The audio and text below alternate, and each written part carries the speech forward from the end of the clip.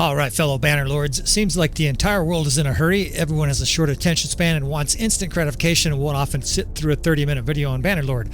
So allow me a few brief minutes of your time on a way to tactical dominance of Calradia as an Imperial. In the upcoming short, blazing fast tactical video, we'll cover relatively easy formations and tactics in battles against all of your conceivable enemies and show you how to annihilate them. Alright friends, welcome back again to another episode of Tactical Enlightenment. In the next 6 or 7 battles, in about 15 minutes, we're going to show you how to annihilate different Imperial enemies. We'll go from Sturgian to the various enemies all the way down to Khuzait and show you how to handle different kingdoms in different situations. Now the core formation and strategy we're going to have is very similar. So this first one I'm going to actually talk you through and make sure you understand the principles. We've got a crossbow division in the 4th Corps. You get that by assigning them a shield. The 5th is archers. The 2nd and 3rd are cavalry, and we will primarily use them in shield wall, right? Those are going to be defensive lines. We're not going to use cavalry offensively until later in the battle. The 1st Corps is our most basic infantry. They're in a shield wall as well. The 6th is our most elite infantry, and you get that by choosing preference to higher tier troops. Finally, you have the 8th division is horse archers. Now in this situation, the Sturgians are coming in with a very large infantry army, which is very common for the Sturgians. And what we're going to be doing here is forming a square with the 1st Division. This is a very common tactic you guys are going to want to employ. And right now, as we're decimating their cavalry, we're simply waiting, right? Here comes their heavy infantry force. By the way, I'm using the RTS mod to speed things up, right? I don't want you guys getting too impatient. So we're dealing with their cavalry right now, and for the most part, it's getting annihilated. Now their infantry line has reached our square, but notice the death spam, right? As our archers pound them with arrows. Once they've fully engaged the square, we attack them, right? We attack them with the infantry line, the 6th, both cav wings, and then the crossbow units as well, just in case any of those guys are out of ammo, they can join the fracas. And as you can see here from the results, it's entirely destructive. Now I will be showing you these little scoreboards of kind of how things are going towards the end of each battle, but the purpose of this video is speed, right? We're going to be showing you as many battles and as much information in a shorter period of time. Of course, you have the ability to rewind, so if you want to watch any of these battles over again, that's at your desire. Next, we're going to take on a Valandian force that's very heavy in banner knights and employ almost identical troops. We're just going to have a different formation though, right? We're using the cav wing in a big ring defense, right? This slows down the enemy cavalry. We're also going to put infantry towards the front. We're going to have the same elite 1st Division again as a counterattack to their cavalry. The 1st Division will be in shield wall and or square towards the front. The 4th Division, as I've said before, is the crossbow division, and you get that by selecting that shield. The last thing we're going to do that's a little different is we're going to put horse archers ahead of the crossbow to fight Valandia. I'm doing that again so that the cavalry are slowed down before they reach our crossbow. The archers go inside the circle as well as the 6th Corps, which is our elite infantry, and we await the onset of this huge amount of banner knights. Now, banner knights can be a challenge because they start knocking over your archers and they cause chaos. The key to killing cavalry in Bannerlord is to slow them down. So again, what we're going to do here is use this ring of cavalry and this infantry, and anything that comes inside this ring we're going to pound, right? Now on the left side here, the crossbowmen and the horse archers are both doing a little bit of softening up, but the real damage and destruction is going to occur inside this circle. We have the 1st Division out front there as their heavy cavalry comes in, and at various times during this process I will slow it down so I can explain what's going on. Now that they're entering the ring, again, we're moving that 1st Division into a square, and we're just leaving the 6th there for a second, basically letting the enemy sort of attack and wear themselves out. Once they've attacked for a little while, we attack with both of those divisions, the 1st and the 6th. Now notice the enemy infantry is coming up at this stage, but now they're fighting both of our infantry units together. On top of all that, of course, our archers are protected. At this stage, now that we have a significant upper hand in the battle, it's time to destroy their archers, right? And this is quite frankly a situation where you do F1, F3. Now, if you do F1, F3, which is all units charge at the beginning of the battle, you will lose this battle, right? But as you can see here, by using sort of patience and allowing our circle defense to work, we crush the Valandians. Onward to the aserai. It's a very similar situation here, right? We're going to use a ring defense. This ring defense in particular is very effective against cavalry.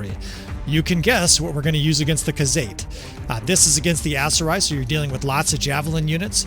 And again, very similar to the other episodes here, we're going to have the 6th Corps be elite units. The first corps is going to be basic infantry. We're going to have the third corps basically be the cavalry that's formed in a big ring. Archers inside. In this instance, we have both of the archers inside. You could definitely put the archers outside here as long as they have a little bit of protection. And the horse archers towards the back. We'll assign our captain, and away we go here. Now notice where I'm positioning the infantry, right? Slightly to the left of our formation. That's because I anticipate the enemy circling us. Why? Because that's how it works, right? They're all throwing from a certain manner. They want to throw their javelins, and in they come from the side like this, so you want to put more infantry to that side to help you fend off all the arrows, javelins, etc.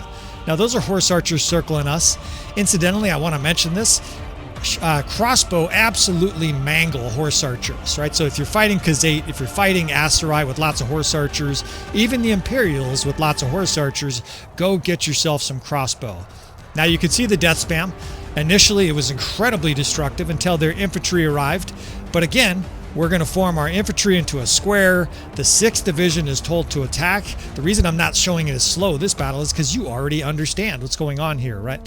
Once things sort of break down into this chaotic stage, F1, F3 is appropriate, and by sheer strength of numbers, we win this battle. Now, every single battle so far, we've been either outnumbered significantly or outnumbered by a little bit. We've never had a numerical advantage. I should have mentioned that at the beginning, but as you can see here, another hugely successful victory.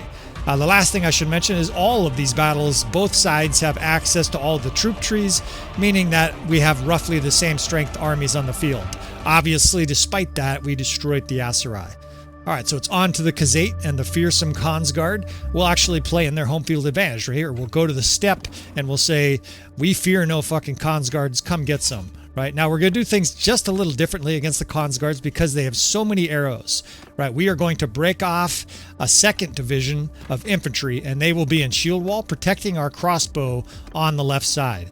Now we're still going to have our circle defense, right? We're going to have our cav in a nice big circle, and that's because that slows down enemy cav charging into our ring. But also, if you think about it, the horse archers are circling you, and you have a wall of shields circled all around you. You're much better defended than if your troops are in other formation. All right, now we're pressed up against the rocks here. I'm actually going to move these units forward here, but I'll skip that motion for you so you don't see, so I don't waste too much of your time. Horse archers outside and towards our right to start.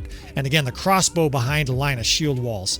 Infantry, or excuse me, archers in the center, again, with that 6th, which is our elite infantry. In this instance, it's only 20 guys, but that's fine. Now, again, I skipped over a little bit there because I want you to be able to see all this without getting bored or impatient or anything like that. I'm not saying this negatively. That's just a fact of life these days. People simply scientifically have a shorter attention span. I think people are missing out if they're not pulling off these tactics, so I'm here to help you fellas. All right, so on the left wing, you can see what we're doing. We're actually adjusting to where the Khuzait are. The Khuzait are further towards the center than normal, so I'm pulling our crossbow and infantry towards them. Now look at the destruction here being caused by our crossbow to their archers. Their horse archers in particular are getting devastated. Now I'm going to move the horse archers from the right all the way to the left to assist the rest of these troops. And now we're essentially just waiting for the rest of the Khuzait forces, right? We just devastated their horse archers.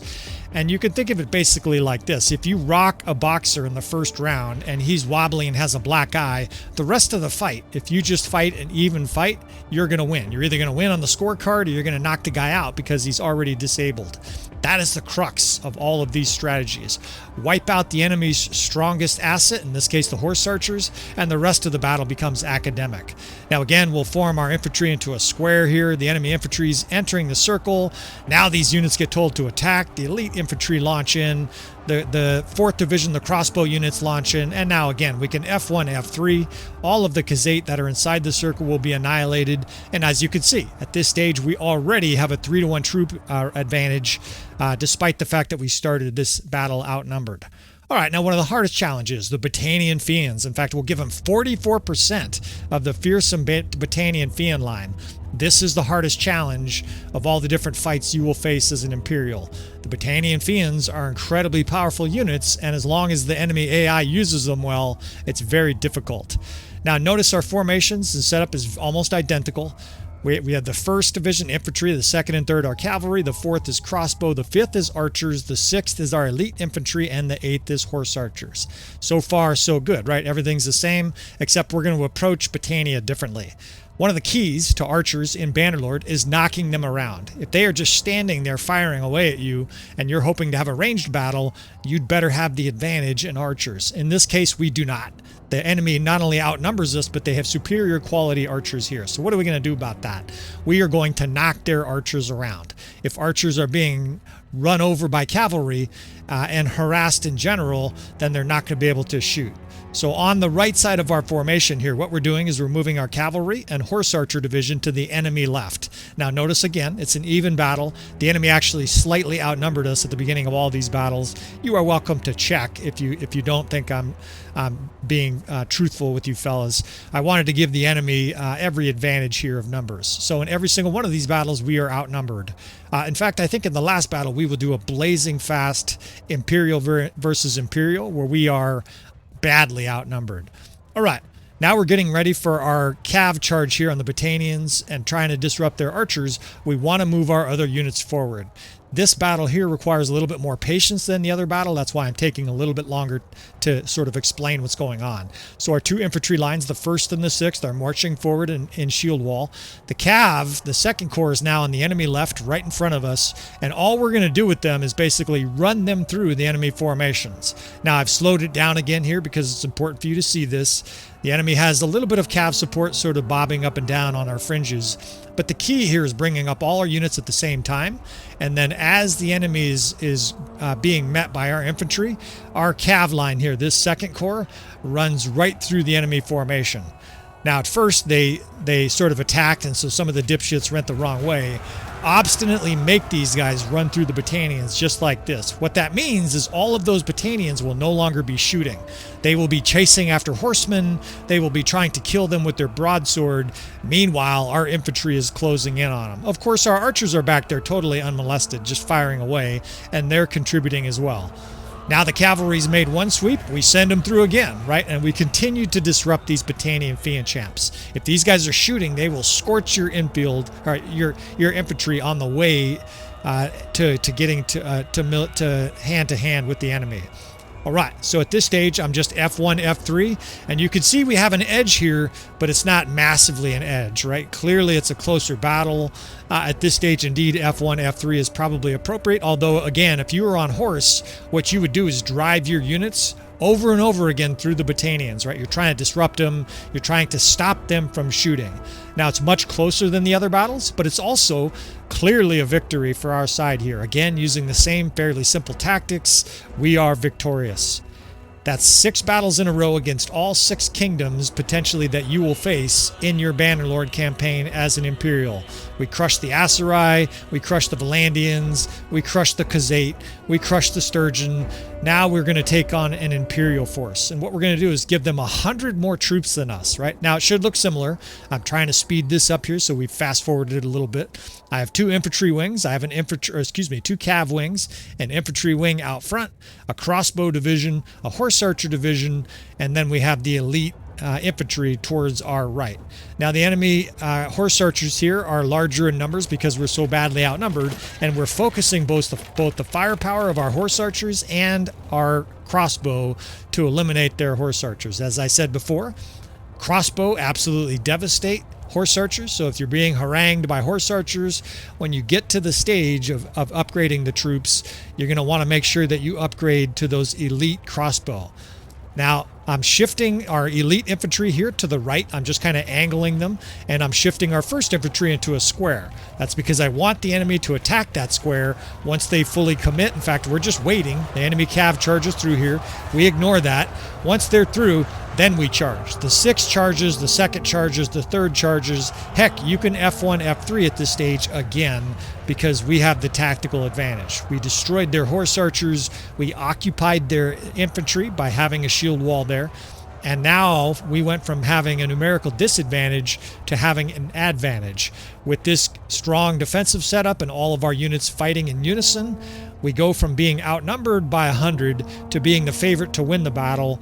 And as the momentum of battle swings in our favor, we're going to win this battle by a significant margin. That's just simply how the law of numbers work. 270 versus 160. And again, I want to reiterate, and you can go back and look if you don't believe me, we're outnumbered by 100 here against equal quality Imperials. All right. So all that concludes this episode, right? We're going to call this Minutes to Victory. I'm probably going to have several other episodes like this where I talk very quickly, right? We drink a lot of caffeine, and then I try to tell you guys as much information as I can in a condensed period. I'm aware you guys can use the pause button and back up a little bit. I will try not to speak so fast you can't actually understand what I'm saying, but I am prone to speaking very quickly. All right, that wraps this episode up. Of course, you want to subscribe if you want to see more, friends. I appreciate you guys. Please hit that like button. Please subscribe, of course. Lay any comments you want down there, including criticisms. If I'm speaking too fast, you can always watch one of our episodes. Thanks again for watching, fellas. I appreciate you guys. I'll see you guys next time.